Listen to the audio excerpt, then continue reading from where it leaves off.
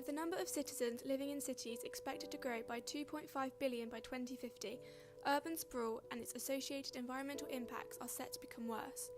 The rapid growth of urban populations is exerting pressure on sewage, housing and public health. The Sustainable Cities Foundation needs your help to combat these issues.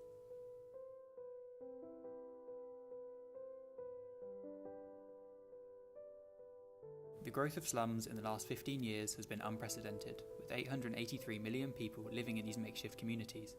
With over 90% of urban growth occurring in developing countries, urbanisation has become virtually synonymous with slum growth.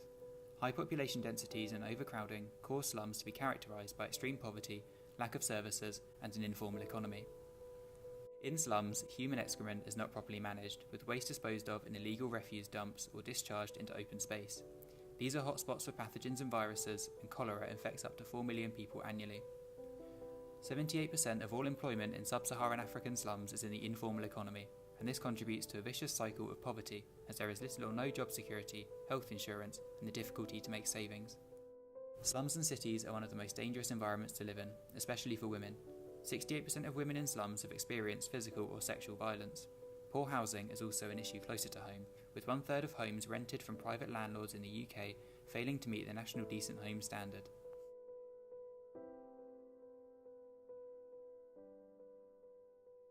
Thousands of tonnes of waste from cities are dumped into managed or unmanaged landfills daily. With 5 billion people predicted to live in cities in 2030, urban waste is predicted to increase by 7% annually. This leads to air and water pollution as decomposing waste generates large volumes of gases that leak into the atmosphere.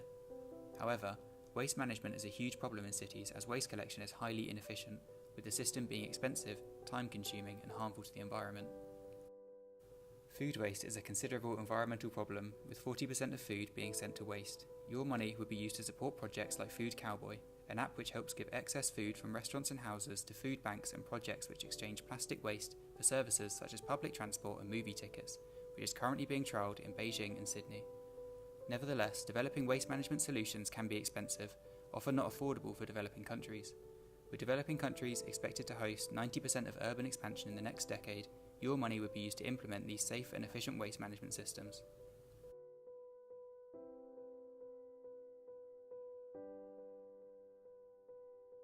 To ensure sustainable development, cities must be resilient to natural disaster and climate change. Resilience relies on prevention, response and recovery. Worldwide, natural disasters caused a loss of $200 billion in 2013, and this is only estimated to increase as climate change increases the frequency of extreme weather events.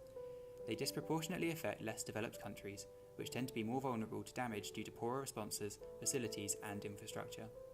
There is an upward trend in the number of deaths and damaged homes as a result of natural disasters, which may be attributed to increasing number of people living in slum conditions. The Sustainable Cities Foundation will help fund projects that improve urban planning, improve the resilience of infrastructure through building regulations and replacing at-risk infrastructure. By 2030, it is estimated that almost 1 billion people will be living in low-elevation coastal zones, putting lives at risk as sea level is projected to rise to 0.63 metres in 2100. Donations would help fund construction of effective coastal defences and disaster-resilient housing.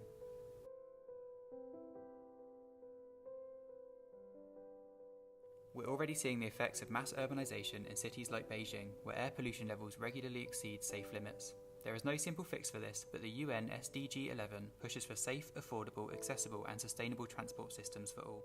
By introducing measures such as more reliable public transport, people would be willing to move away from personal vehicles, cutting down on emissions. Alongside this, the UN is also pushing for improved road safety, something that puts many commuters off from using bicycles in busy cities.